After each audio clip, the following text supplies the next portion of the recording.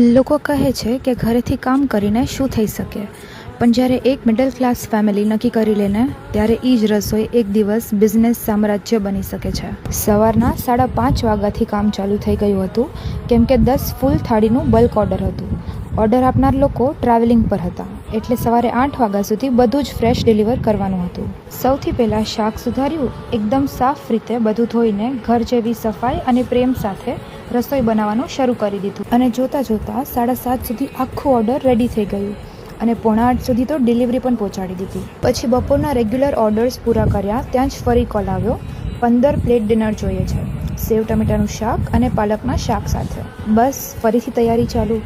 40 ડિગ્રીની આ ગરમીમાં 12 થી 15 કલાક સુધી ગેસ પાસે ઊભું રહેવું એ સહેલું નથી, ખાસ કરીને જ્યારે આ બધું એક માં પોતાના પરિવાર માટે કરતી હોય. પણ તમારા બધાના રિવ્યૂઝ, પ્રેમ અને સપોર્ટ જોઈને અમને પણ રોજ આગળ વધવાની નવી હિંમત મળે છે.